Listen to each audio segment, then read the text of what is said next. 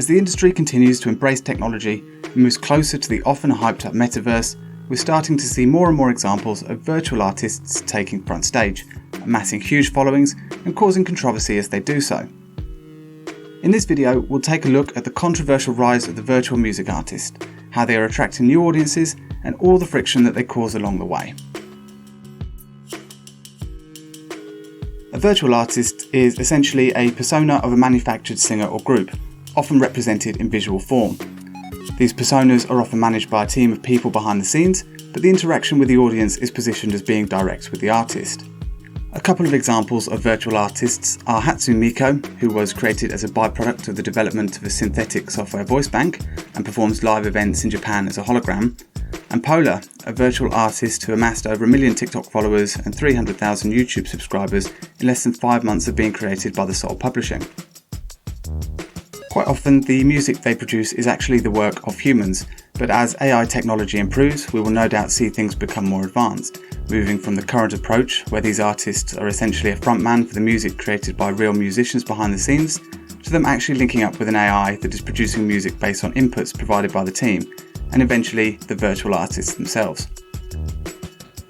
You could argue that virtual artists have existed for a long time, with one of the earliest examples being Alvin and the Chipmunks having released numerous tracks since all the way back in 1959, but probably one of the best examples of mainstream application of the virtual artists comes in the form of Gorillaz, a virtual band formed in 1998 by musician Damon Albarn and artist Jamie Hewlett. This virtual band broke new ground and served as a good case study for a lot of the concepts that virtual artists are toying with today, such as creating virtual universes, brand partnerships, and the difficulties that come with live touring and how you go about presenting a virtual artist to a live audience. Despite demonstrating that success in the music industry can be had as a virtual artist, the general interest in them didn't really see any major traction in the years following. However, the last few years has seen an explosion in the growth of this area, with numerous examples of these artists building massive followings in a short space of time, and major labels rushing to sign them. And this interest is drawing more and more investment into the scene. There's a few reasons why this has happened over the past few years. One of the biggest factors that has driven this interest is the explosion of awareness and investment in the metaverse, with virtual concerts and festivals growing in popularity and creating levels of engagement that has got record labels scrambling to get a piece of the pie. Virtual artists fit nicely in a virtual world, so it's no surprise that one would naturally follow the other. Technology has also made 3D modelling and development far more accessible and has lowered the barrier for entry into the field, meaning it's much easier to meet the demands of the increased interest. As a result, there are lots of emerging companies looking to facilitate this, such as Ready Player Me, Genies, and MetaHuman from Unreal Engine. And there's also the changing shape of music consumption and marketing that has made it easier for these artists to thrive. Back in the day, Gorillaz were constrained by the rules of the industry, creating full-length animated music videos and following the well-trodden release cycle. They were a forward-thinking concept limited by the landscape of the time. But these days the music industry looks a lot different, and in many ways it plays into the hands of virtual influencers.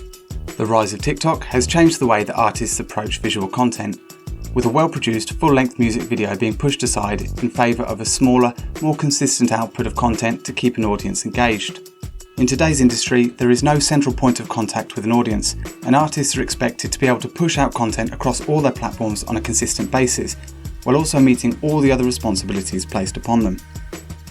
It's no wonder that reports of burnout in the industry are becoming more commonplace, with artists frequently hitting back at the pressure that labels are putting on them to do all of this work that detracts from their ability to create the actual art they are supposed to be promoting. Virtual artists don't suffer from this problem. They aren't limited by the amount of time and energy that one person can muster. Instead, the team behind the scenes can grow and scale indefinitely. They can keep going and going without concerns about mental and physical well-being or having to manage any relationships with the artist behind the music. The virtual artist isn't a bottleneck to many of the business decisions, so teams behind the scenes can decide on brand partnerships and concert appearances without having to consult with the artists themselves. It's a dream signing for any profit-seeking label, which is why there's such an interest in this area. But the explosion of growth doesn't come without its own set of downsides and controversies. Some of these have already come to light, and as the scene develops, we will no doubt start to see more of these arise. One of the best examples of controversy was the fallout from the Capitol Records signing of FN Meka that I covered in a previous video. A virtual rapper whose offensive behaviour was called into question, being accused of perpetuating stereotypes, resulting in a lot of negative press. But there's a much bigger issue at play when it comes to virtual artists, and that's how they cut real artists out of the process and dramatically change the dynamics of the fan-artist relationship. When we look at what we consider to be real musicians, we see someone that pours their heart and soul into creating art with the hope of connecting with an audience. The industry has always had an issue with commercialisation, and there's forever been a pushback against the capitalist side of the industry that is focused less on the art form of music creation and more on the money that can be earned by chasing commercial success. To anyone who has an issue with this side of the industry, virtual artists will be seen as yet another step towards completely removing the artist from the equation.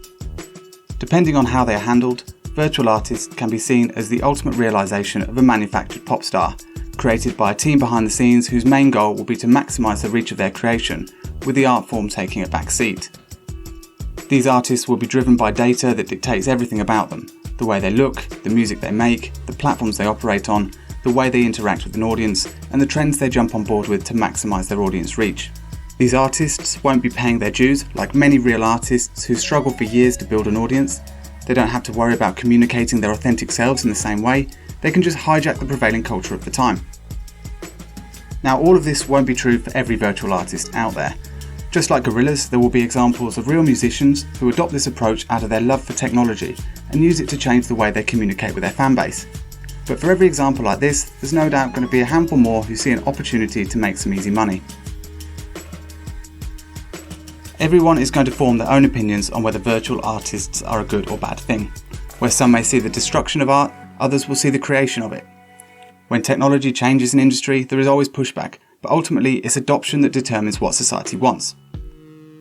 Different generations will resonate with this new breed of artist in different ways, and many of these companies who are active in this area are heavily focused on the younger generations, for whom socialising and consumption happens more in the virtual world than outside of it.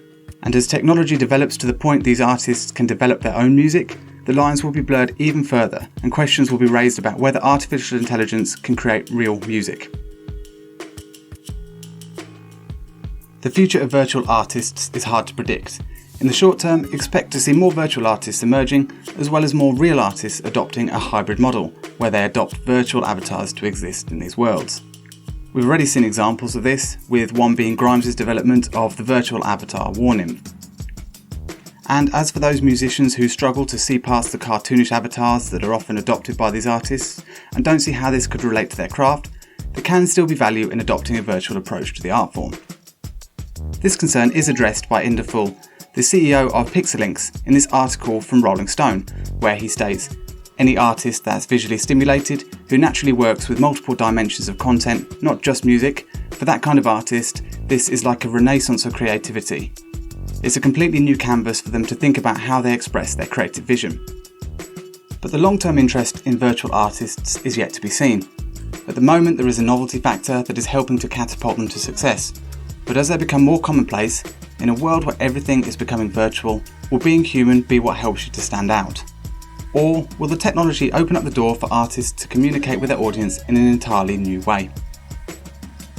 I'm interested to hear what you think about virtual artists, so please let me know in the comments if you follow any of them and whether you think they're a good or bad thing for the music industry. And please don't forget to subscribe to ensure you're kept up to date with future videos.